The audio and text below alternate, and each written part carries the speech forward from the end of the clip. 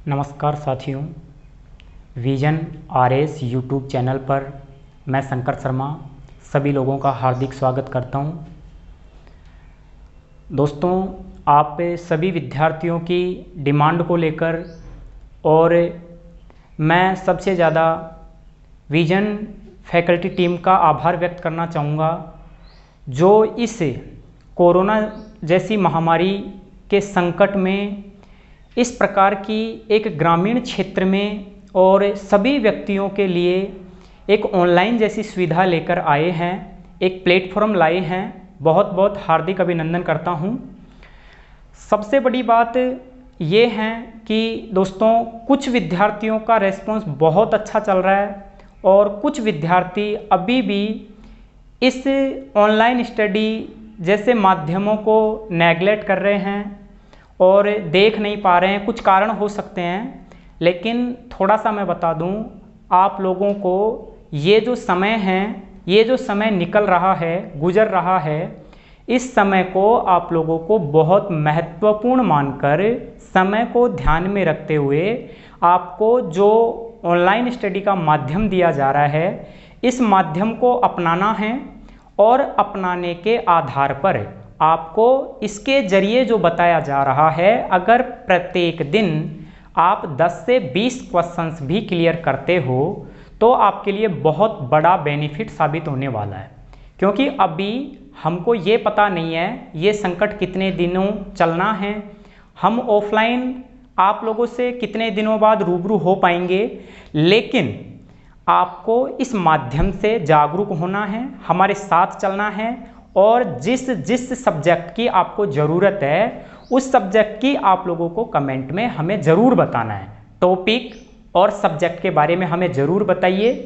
दोस्तों, आप लोगों को मैं 2 लाइन के माध्यम से बताना चाहूँगा कि देखिए, वक्त जो है गुजर जाएगा, लेकिन बाद में हमें याद आती रह जाएगी। क्योंकि एग्ज़ाम तो लगनी है, आज नहीं तो 2 दिन बाद लगेगी, लगनी ज़रूर है और बाद में केवल पछतावे के अलावा कुछ नहीं रह पाएगा। तो आज हमारे पास वक्त है। किसी ने कहा है, वक्त नूर को बेनूर बना देता है, वक्त हुजूर को फ़कीर बना देता है, वक्त की कदर कर ये बंदे, वक्त कोहिले को कोहिनूर बना देता है। तो आइए हमारे साथ जुड़िए। 2 लाइन के माध्यम से और समझाना चाहूँगा। मुश्किलों से भाग जाना आसान होता है, हर पहलू जिंदगी का इम्तिहान होता है, डरने वाले को कुछ नहीं मिलता जिंदगी में, लड़ने वालों के कदमों में सारा जहान होता है। तो लड़ाई केवल इतनी सी है आप और हमारे बीच। हम जितनी मेहनत आप लोगों के लिए कर रहे हैं उसका आप लोग पूरा फ़ायदा उठाइए। आप लोग हमारे साथ जुड़िए और हमारा जो चैनल है विजन आरएएस, जिस विद्यार्थियों ने अभी चैनल को सब्सक्राइब नहीं किया है वो सब्सक्राइब करें, लाइक, शेयर और कमेंट करें, ताकि हमें पता लगे आप लोग किस तरीके से क्या चाहते हैं। तो आइएगा दोस्तों, मैं आज आप लोगों के पास, आप लोगों के समकक्ष रीजनिंग की, जो कि बहुत महत्वपूर्ण सब्जेक्ट माना जाता है, इसकी क्लास लेकर आया हूं। देखिएगा, ध्यान से समझिएगा। अगर मैं बात करूं कंपटीशन क्लासेज में रीजनिंग की, तो रीजनिंग प्रेजेंट में जो रीजनिंग चल रहा है बहुत महत्वपूर्ण चल रहा है, बहुत अच्छे ढंग से चल रहा है। तो आपको सही तरीके से यहाँ से कवर करना है, समझना है, और जिस तरीके से ऑफलाइन क्लासेज होती है उसी माध्यम से आप लोगों के अगर समझ नहीं आती है तो हमें कमेंट करके ज़रूर बताइए।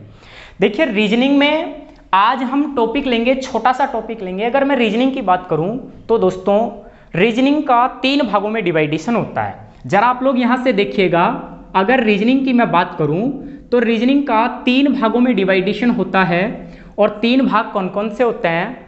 वर्बल रीजनिंग, नॉन वर्बल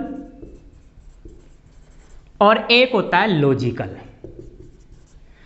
3 प्रकार की रीजनिंग होती है, वर्बल, नॉन वर्बल, लॉजिकल। अब यहां से तीनों प्रकार से क्वेश्चंस बनते हैं। वर्बल रीजनिंग में से भी क्वेश्चंस बनते हैं, नॉन वर्बल में से भी बनते हैं और लॉजिकल रीजनिंग में से भी बनते हैं। अब देखो, तीनों पार्ट में से बात करते हैं। अपन एक पार्ट की शुरुआत करते हैं और प्रत्येक पार्ट तक आप लोगों के पास पहुंचेंगे।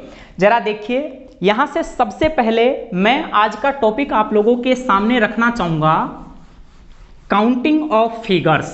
आकृतियों की गणना, और पहले तो मैं आप लोगों को बेसिक कंसेप्ट समझाने की कोशिश करूंगा, उसके बाद जो क्वेश्चंस एग्जाम्स में आए हुए हैं उनको आप लोगों के समकक्ष रखूंगा। जरा देखिए, यहां से मैं बात करता हूं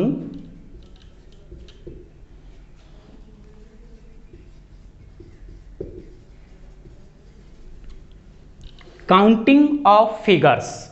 काउंटिंग ऑफ फिगर्स क्या होता है? आकृतियों की गणना। आकृतियां क्या होती है? अगर मैं आकृतियों की बात करूं, अपने जो मैथ्स में आकृतियां होती है, त्रिभुज, वर्ग, आयत, चतुर्भुज, सरल रेखाएं, ये जो हमारे सामने आकृतियां होती है इनकी गणना की जाती है।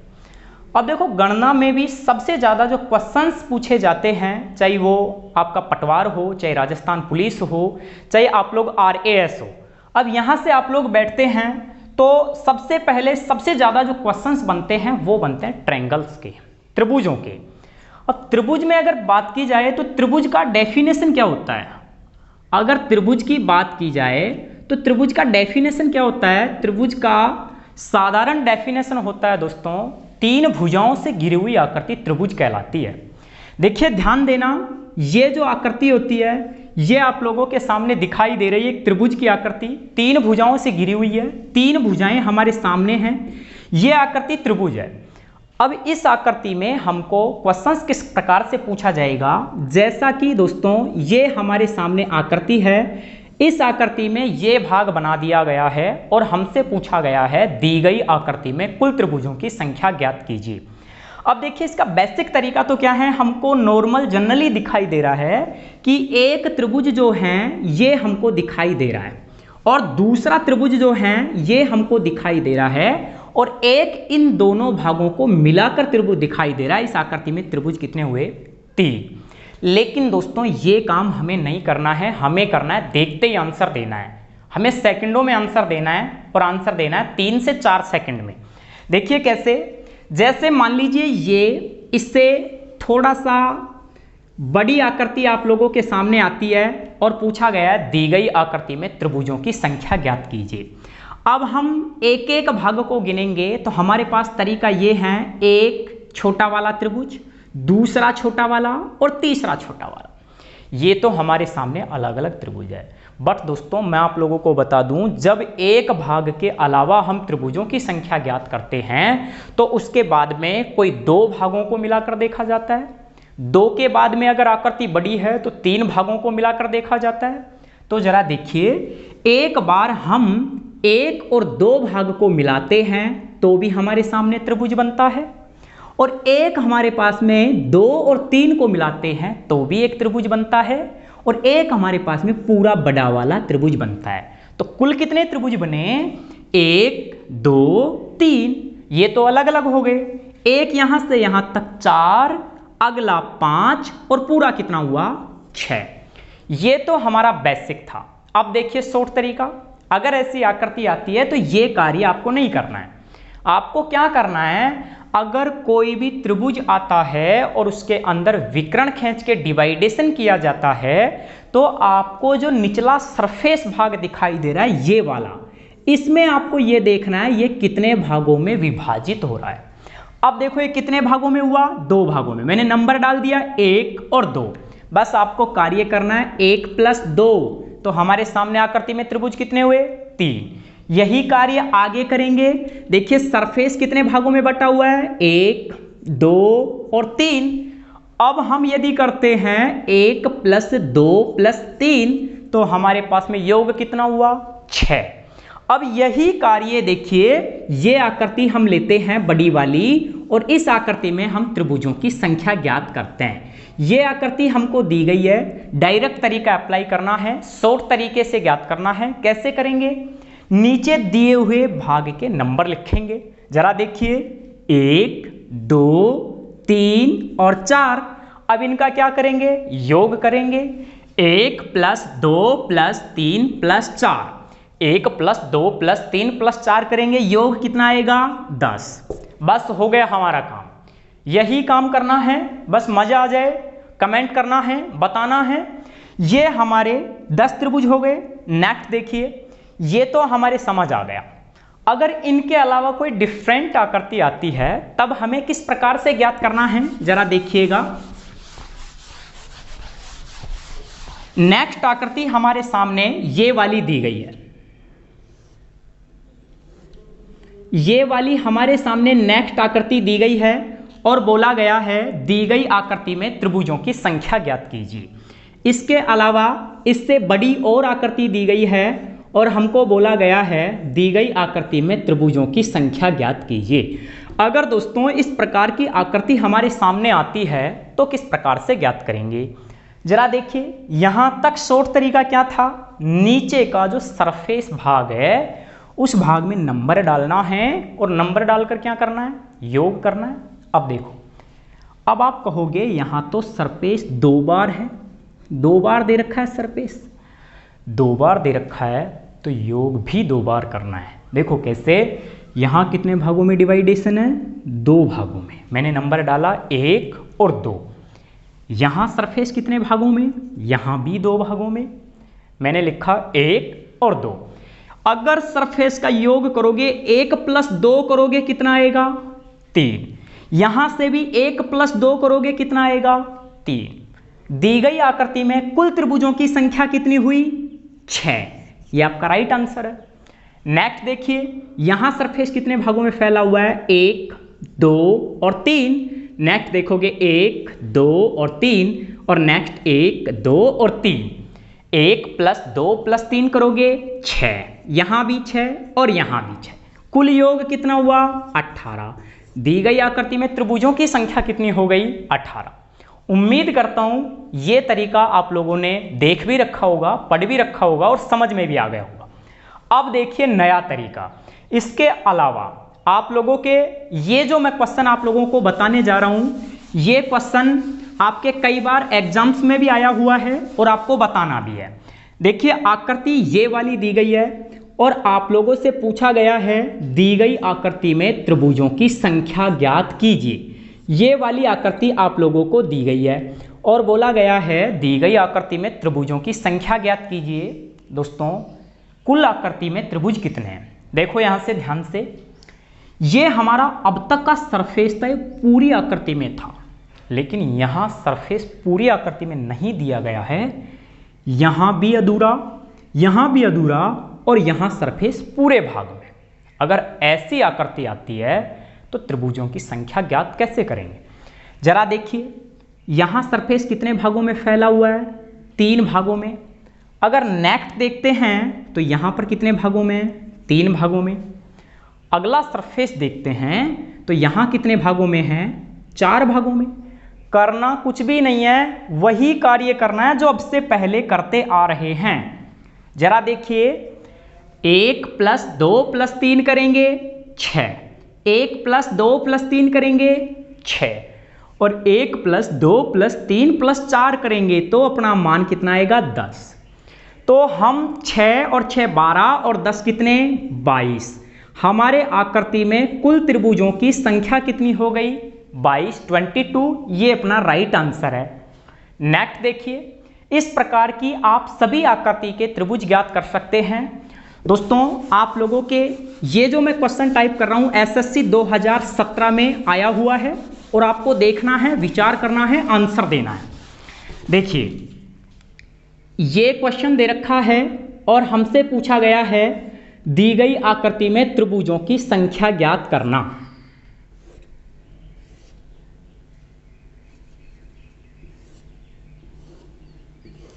ये क्वेश्चन हमारे सामने है, 2 आकृतियां मैंने लिखा है। ये क्वेश्चन आप लोगों के एसएससी में आया हुआ क्वेश्चन है और इससे मैंने एक स्टेप और बढ़ा दिया है। इन आकृति में त्रिभुजों की संख्या ज्ञात करते हैं। ये क्वेश्चन कई बार कई आकृतियों में, कई एग्जाम्स में ये आकृति रिपीटेशन हुआ है। जरा देखिए ध्यान से समझना। और ये आकृति जो मैंने लिखा है सभी विद्यार्थियों के लिए न्यू है। आप लोग कोशिश करें और त्रिभुजों की संख्या ज्ञात करें और हमें बताएं कि इस आकृति में कुल कितने त्रिभुज है। आइए हम इन सब का तरीका सीखते हैं, ज्ञात करते हैं। इनसे भी डिफरेंट कई तरीके हैं, कई आकृतियां हैं। पहली आकृति दे रखा, अब से पहले तो हमारे पास में त्रिभुज में जो विकर्ण आ रहे थे वो किसी एक ही भुजा से आ रहे थे। लेकिन दोस्तों अब हमने देखा कि अब हमारे पास त्रिभुज में विकर्ण दो भुजाओं से हैं। इस भुजा से भी विकर्ण है और इस भुजा से भी विकर्ण है। यहां भी हमने देखा कि त्रिभुज के इस कोने से भी विकर्ण हैं और त्रिभुज के इस कोने से भी विकर्ण हैं। अब से पहले हमारे पास एक कोने से विकर्ण थे, तब हमने जितने भागों में डिवाइडेशन हुआ था उसके सरफेस वाले भाग में नंबर लिख के सबका योग किया था। अब क्या करना है, देखो अब हमें किस तरीके से देखना है, हमें ये देखना है अगर आप लोग बेसिक कंसेप्ट से समझना चाहते हैं तो बेसिक तो क्या कहता है और शॉर्ट तरीका देखते ही आप लोग कैसे हल करोगे। देखो बेसिक ये कहता है, अगर दोस्तों आप लोग इस बिंदु से त्रिभुज गिनना चाहते हो तो कुल कितने हैं आप गिनोगे। एक त्रिभुज ये वाला जो कि आप लोगों को दिखाई दे रहा है सभी व्यक्तियों को, ये वाला त्रिभुज। दोस्तों दूसरा वाला त्रिभुज ये रहा दूसरा वाला, और एक इन दोनों को मिलाने से तीसरा त्रिभुज। कितने हुए? 3। अब उसके बाद में हम देखते हैं तो एक तो ये वाला त्रिभुज, दूसरा ये वाला त्रिभुज हो गया और एक पूरा वाला, 3 ये हो गए। इस बिंदु से कितने त्रिभुज हुए? 6 त्रिभुज हो गए। अब 6 के बाद में इस बिंदु से तो हमने गिन लिया। यदि दोस्तों इस बिंदु से गिनते हैं तो एक तो ये वाला और दूसरा ये वाला और एक इन दोनों को मिलाकर 3, और एक अब ये वाला और एक ये वाला और एक इन सब तीनों को मिलाकर, तो 3 ही यहां से, इस बिंदु से भी कितने? 6। लेकिन दोस्तों एक गलती है, वो हमारे समझ नहीं आ पाएगी और ये गलती बहुत बड़ी गलती हो जाएगी। देखिए कैसे, एक त्रिभुज को हमने जब यहां से गिना है, इस त्रिभुज को हमने पहले काउंट कर लिया है, और जब हमने यहां से गिना तब भी हमने दोबारा काउंट किया है। जिस त्रिभुज को हमने 2 बार गिना है उसको हमें हटाना है, और ये बात बहुत कम विद्यार्थियों के समझ आ पाएगी कि कौन से त्रिभुज को तो हमने 2 बार गिना है और कौन से को हमने 1 बार गिना है। तो देखिए यहां से शॉर्ट तरीका क्या कहेगा, आप लोग यहां से बेसिक देख लिए, शॉर्ट तरीका क्या कहेगा। आप लोग अगर शॉर्ट तरीके के अलावा बेसिक से भी सभी आकृतियों को देखना चाहते हो तो 6 और 6 कितने हुए? 12। अब इस बिंदु से भी 6 और इस बिंदु से भी 6, आपको कितने त्रिभुजों को घटाना है जरा देखिए। आपको देखना है दोस्तों जो मध्य में बिंदु है, कितने बिंदु है? 1, 2, 3 और 4। ये जो बिंदु है इनको घटाना है। त्रिभुजों की संख्या कितनी? 8। अगर यही बेसिक कंसेप्ट आप लोग इस आकृति में भी फॉलो करना चाहते हो तो देखो कैसे करोगे। इस बिंदु से कितने त्रिभुज है? 1, 2 और 3। 1, 2 और 3 का योग कितना? 6। 6 यहां, 6 यहां और 6 यहां, कितने हुए? 18। तो इस बिंदु से त्रिभुज बने 18। अगर मैं इस बिंदु से बात करना चाहता हूं 1, 2, 3, 1 + 2 + 3 6, 6 दूनी 12, 6 3 के 18, यहां से भी कितने? 18।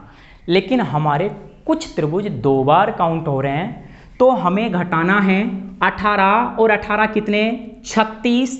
36 में से कौन से बिंदु घटाना है? जो बीच के बिंदु है। देखिए बीच के बिंदु कितने हैं? 1, 2, 3, 4, 5, 6, 7, 8, 9।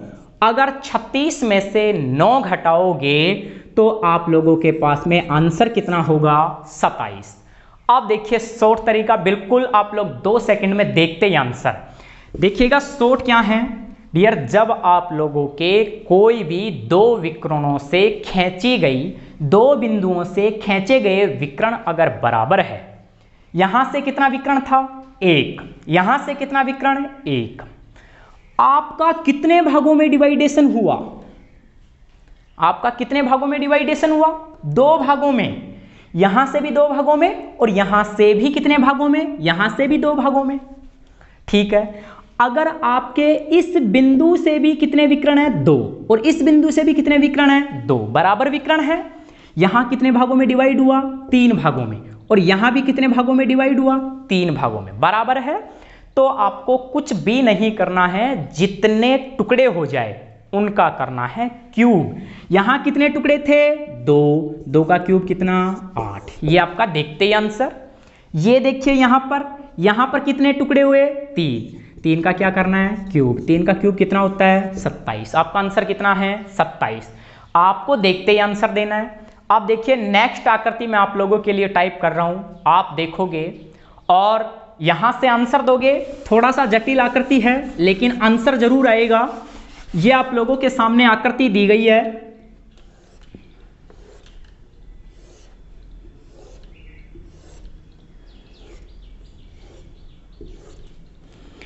आप लोगों के सामने आकृति दी गई है और पूछा गया है दी गई आकृति में त्रिभुजों की संख्या ज्ञात कीजिए।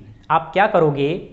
आप यहां से देखोगे दिए गए कॉर्नर से और इस कॉर्नर से क्या विकर्ण समान है?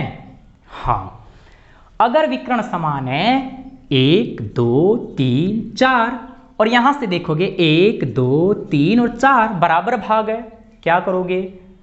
जितने भागों में टुकड़े हुए हैं उनका क्यूब करोगे, डायरेक्ट 4 का क्यूब करोगे। दोस्तों आंसर कितना हो जाएगा? 64। आपका आंसर हो जाएगा 64। अब विद्यार्थियों के दिमाग में क्वेश्चन आएगा, सर अगर ये खींचे गए विकर्ण समान नहीं हो तो तब क्या करना है? डियर, इनका भी तरीका है और हाँ ऐसा भी हो सकता है। इस विषय की हम चर्चा करेंगे नेक्स्ट वीडियो में।